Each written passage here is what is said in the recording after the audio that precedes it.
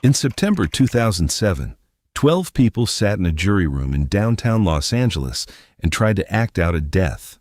They had spent 5 months listening to expert witnesses.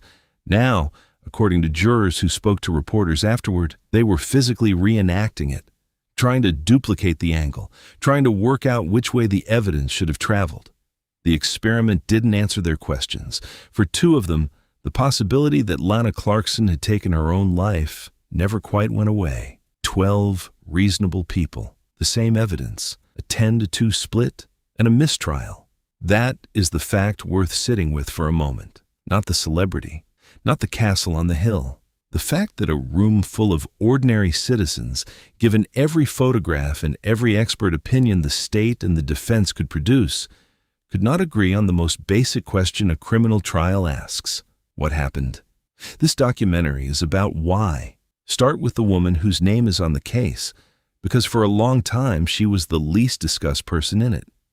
Lana Jean Clarkson was born in Long Beach in April 1962 and raised partly in Sonoma County before her family moved back to Southern California in the late 1970s.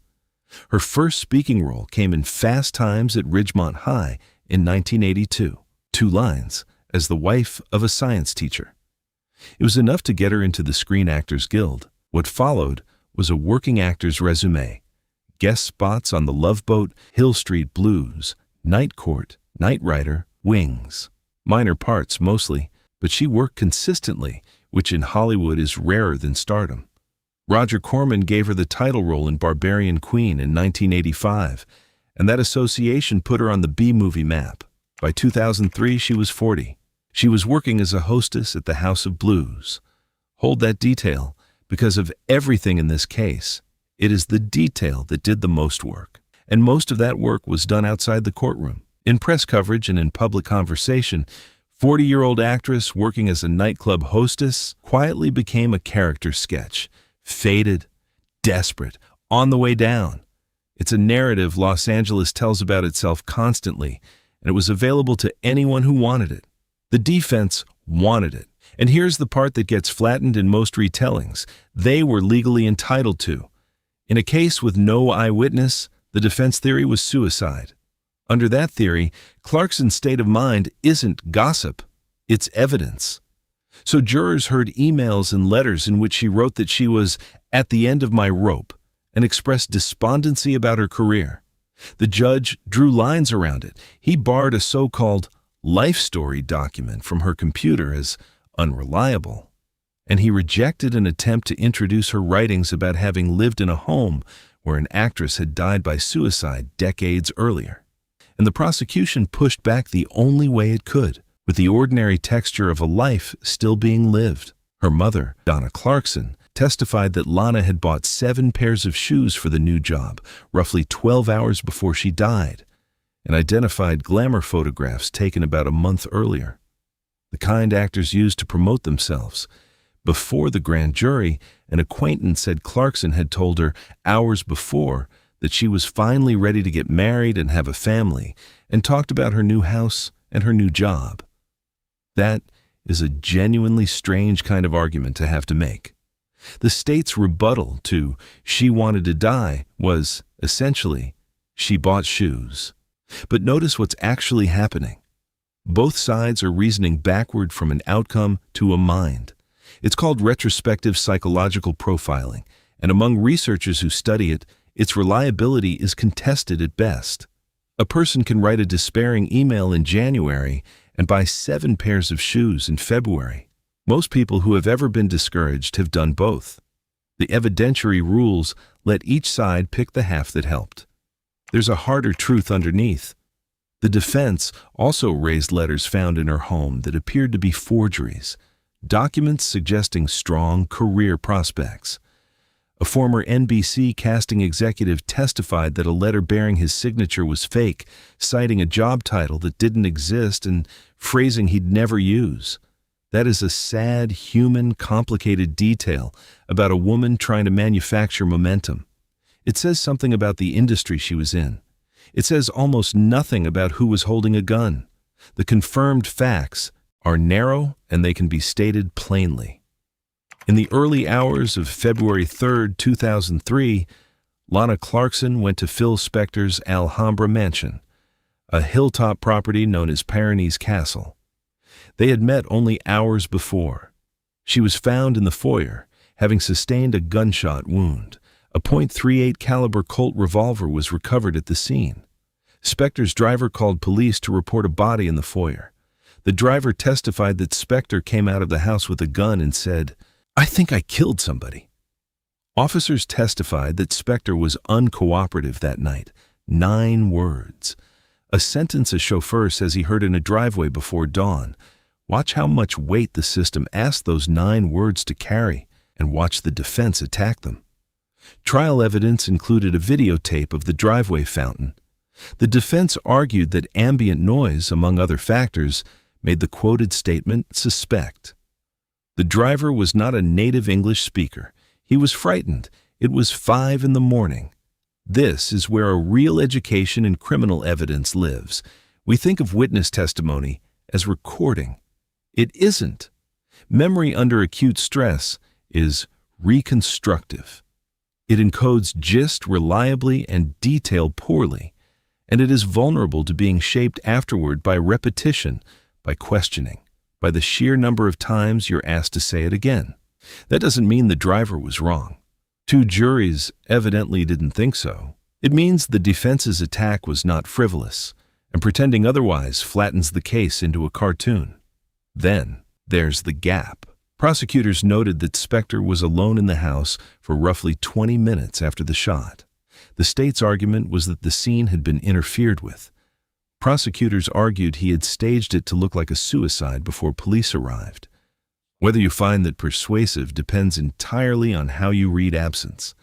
And absence is the most dangerous substance in a courtroom because it can be furnished with whatever story you already believe. Here is what makes this case genuinely instructive, and it's the part most true crime coverage skips. Both sides told the jury to trust the forensics. Both sides said the other side was telling stories. In closing, defense attorney Doron Weinberg put 14 points of forensic evidence on a screen, blood spatter, gunshot residue, DNA, and told jurors to start with the science. Every single fact says this is a self-inflicted gunshot wound, he said. He held the revolver in front of the jury. He noted that Spector's DNA was not on the gun, that there was no gunshot residue on Spector's clothing, that there was residue on Clarkson's hands, and that none of Spector's DNA was found under her fingernails. The defense's lead forensic witness in the first trial, Dr. Vincent DeMaio, one of the most cited gunshot wound authorities in the field, testified flatly, "She died of a self-inflicted wound. There is no objective scientific evidence that anyone else held the gun." And the prosecution's forensics were just as confident in the opposite direction. Sheriff's Department criminalist Lynn Harold testified that spatter on Spector's white jacket indicated he had been standing a few feet away with his arms raised, while the defense maintained the evidence placed him around 6 feet back, too far to have fired the shot. Same jacket, same droplets. 2 irreconcilable conclusions from 2 credentialed experts. That is not a scandal. It is the ordinary condition of forensic reconstruction, and juries are rarely told so.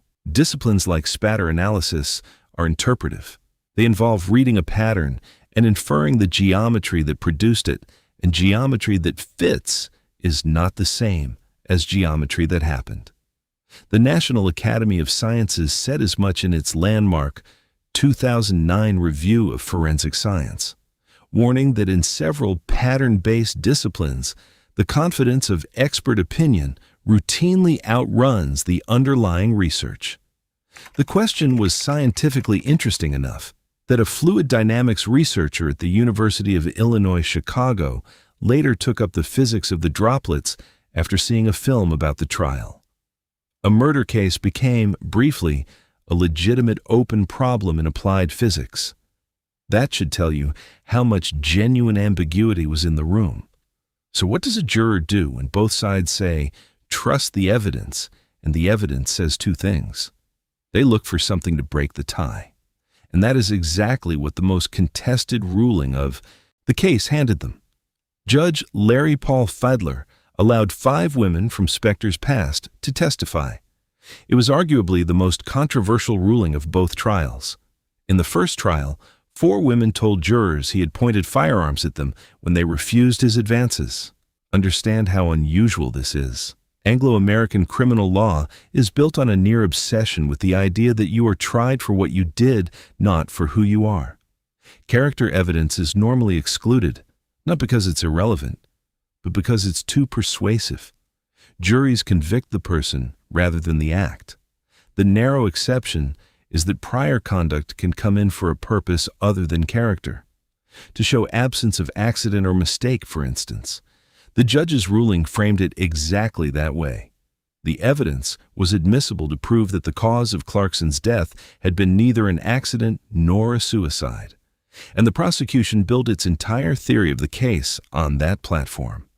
Deputy District Attorney Truk Du told the retrial jury that Spector had a history of playing Russian roulette with the lives of women. 5 women got the empty chamber, she said. Lana got the 6th bullet. She described him as becoming a demonic maniac when he drank. It's a devastating line. It's also worth naming what it does. It converts a case about one unwitnessed moment into a case about a pattern. And a pattern is something human beings are extraordinarily good at believing in. We are pattern-completing animals. Give us 5 points on a graph, and we will draw the 6th ourselves. Weinberg said afterward that he believed the case was swayed by the judge's rulings, that one above all, and that it would be the basis for appeal. He would say that. He's the defense. But the objection isn't nothing, and it's the objection the law itself has always worried about. Here's the analytical heart of it. If the forensic evidence had been clear, the 5 women wouldn't have mattered much. It's precisely because the physical evidence deadlocked that character evidence became decisive. The rule exists to prevent character from filling gaps. In this case, character filled the gap. Whether that was justice or a failure of the rule is, I think, the single most interesting open question this case leaves behind. And reasonable lawyers still disagree about it. There is one more thread, and it is the strangest in the file. On February 4th, 2003, the day after, a defense team examined the scene after investigators had finished with it. Among them was Dr. Henry Lee, one of the most famous forensic scientists alive. Attorney Sarah Kaplan, then part of Spector's team, later testified that she pointed out a small white object with rough edges and watched Lee pick it up and place it in a vial. She said she never saw it again. She had initially refused to testify, citing attorney-client privilege. The judge found her in contempt and cited precedent that the privilege doesn't apply where evidence is alleged to have been destroyed. Lee denied it. He said his only findings were white threads and a piece of blood-stained carpet. He testified that he felt his reputation was being severely damaged. Fidler's finding was careful and, in its way, remarkable. Dr. Lee did recover an item. It is flat, white, with rough edges. I cannot say if it is a fingernail. It has never been presented to the prosecution. Of all the witnesses across weeks of hearings, he said, only Kaplan had told the complete truth. He declined to hold Lee in contempt and refused the prosecution's request to instruct jurors that Lee wasn't credible. That, he said, was the jury's call. The prosecution's theory was specific, that the item was a piece of acrylic fingernail. Clarkson's right thumb was missing a fragment, bearing the trace of a passing bullet, which would indicate she had been resisting. As one deputy district attorney put it, we will never know. Sit with that phrase, because it's the truest sentence anyone said in this case. Not, he's guilty. Not, she killed herself. We will never know. A USC law professor observing the trial called the ruling benign and narrow, but noted that from then on, any time Lee took the stand, he could be impeached with a judge's finding that he failed to turn over evidence. The reputational aftershocks continued for years. In a separate Connecticut case, a federal judge later ruled that Lee had presented no evidence-backing testimony he'd given about a substance. He said he'd tested for blood. Tests after trial showed it wasn't blood. That's not a comment on Spector's guilt. It's a comment on something bigger. The expert witness system runs on reputation, and reputation is not a scientific control. The procedural history is where the real lesson hides. The investigation was cautious. The coroner took 8 months to declare the death a homicide, and Spector was charged in November 2003. Opening statements didn't begin until April 2007. The first trial was televised. Court TV carried it live, and it very nearly ended in acquittal by deadlock. Watch what happened in that jury room. On the 7th day, the foreman reported a 7-5 impasse after 4 ballots. Vidler withdrew a pinpoint instruction that several jurors had flagged as troublesome, one specifying that the act causing death was pointing a gun at her, resulting in the gun entering her mouth while in Spector's hand. He concluded the instruction misstated the law by unduly narrowing what the jury could consider and replaced it. He also considered, then rejected, offering involuntary manslaughter mid-deadlock, reasoning that the timing might signal he wanted them to convict of something. Outside observers called it uncharted water. One former federal prosecutor warned it could look like pressing for a compromise verdict and predicted it would become the biggest issue on appeal. The jury moved to 10-2 across 6 ballots and stopped. 44 hours over 12 days. Mistrial. The foreman said there was deep regret on the jury that they couldn't reach unanimity. The defense later moved to disqualify Fidler from the retrial, alleging bias, including over the instruction rewrite, and argued he was motivated by public perceptions that celebrities couldn't be convicted in California. Fidler signed a declaration that he was not biased and called the motion untimely. The second trial was different in ways that are easy to miss and hard to overstate. It was not televised. Weinberg was new to the case and working alone.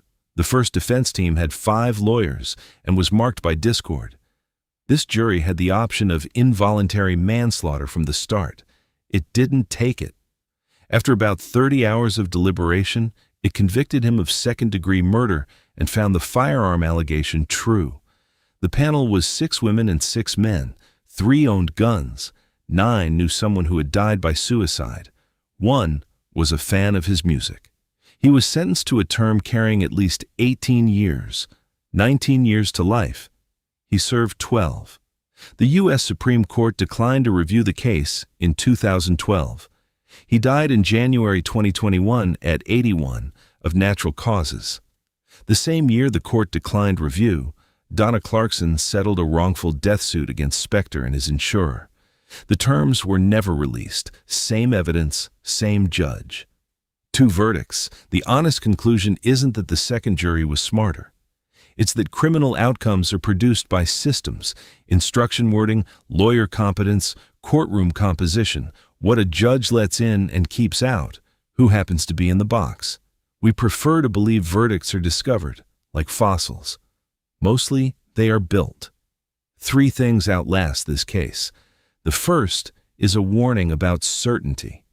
2 of the most respected forensic scientists in the world looked at the same jacket and told opposite stories, and both meant it. If you take one thing from this documentary, take a durable skepticism toward any expert, for either side, who says the science speaks for itself. It doesn't. It gets spoken for. The second is about pattern evidence. 5 women said he had pointed guns at them. That may well be the most morally important fact in the entire file. It is also the fact that our rules of evidence are most nervous about, for reasons the law worked out over centuries. Both of those statements are true at once, and a documentary that pretends otherwise isn't telling you anything. The third is about Lana Clarkson. For years, she was described almost exclusively in relation to the last night of her life and the man who ended it. She was a working actor for 2 decades. She was, by the accounts of people who worked with her, funny and dependable. The last full day of her life, she went shopping with her mother for shoes for a new job.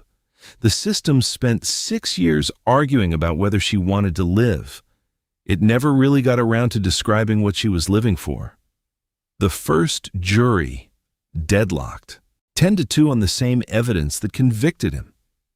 Do you think the testimony from the 5 women should have been admitted at all? And if it hadn't been, what do you think the verdict would have been? Let us know below.